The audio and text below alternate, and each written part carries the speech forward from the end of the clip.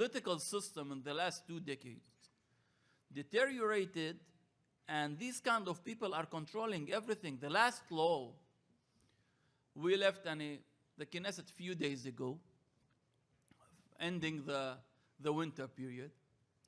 And the last law they passed, they call it the Citizenship and Entry to Israel law, which exactly wants to do the opposite of the name of the law. It wants to prevent citizenship, mainly from Palestinian citizens, and to prevent entry for Palestinians to Israel. Now, the law says like this: you cannot choose to marry the one that you love if you are a Palestinian.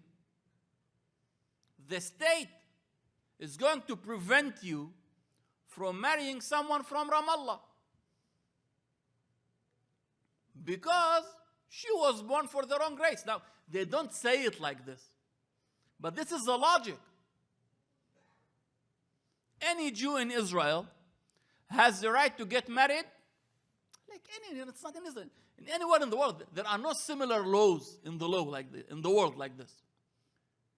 Okay? The state wants to decide to the citizen with whom to get married. It's not that they involve in everything in your life, including your love story. And they want to tell you that if you are a Palestinian, you love your cousin from Al-Quds, Ramallah, Jenin, Nablus, you are not allowed to get married. If you do so, you will have no papers. This means all the basic rights, you will not have them. She will not become a citizen, or he will not become a citizen. And then all the basic rights. They can't drive. You can have a driving license, but you are not allowed to drive.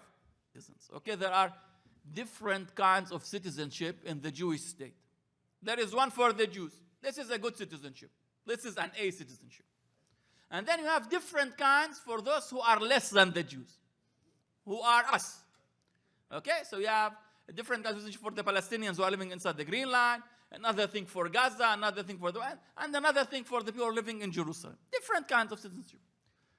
Israel is a very strange state. Usually states in the world are big states that have small armies defending their borders. And there is differences between the civil society and the military. Israel is the opposite case. It's a big army that have a very small state. And the army controls everything, including the political discourse. So there is no serious political civil discourse in Israel. And they see the racism as a legitimate thing in their political discourse, because what they do usually, when they have in mind, when we are talking about human rights issues, for them human rights issues means Jewish human rights issues. The others deserve less. In a system that do not allow us for full equality, this affects our lives in everything. In Israel, racism and discrimination does not need a good speaker. You just drive your car, you see everything alone. First of all, 90% of the population inside Israel lives on racial separation. One of our problems to explain this to Western societies is that the West usually, when they talk about racism, they can see the Jews only as ultimate victims of racism. But they can't imagine them as victimizers. But in Israel, you don't need too much explanation. You just drive your car from one place to another. You would see alone whenever you are passing from a Jewish area to an Arab area, with no explanation. You see it with your eyes. Gaps and discrimination is in everything that you see. Out of the Nakba of 1948, in the classical important Palestinian cities, where Israel was built on the ruins of these cities, Yafa, Haifa, Al-Lidd, Ramla, Akka, they also added Jewish community there. This is how it became mixed. 10% of the population are mixed. Wherever you compare a Jewish area with the Arab area beside it, the numbers are unbelievable. In everything. same inside what is called the mixed cities. In a city in Lod, for example, where I was raised, it's a central city, it has the airport, considered important, the most important railway station.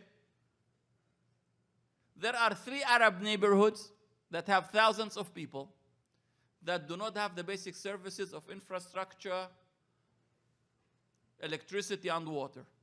Nowadays, Israel, 2022. And then they get angry when someone tells them that this is apartheid. It can't be different. Any definition of apartheid that you choose, Israel sits great in this definition.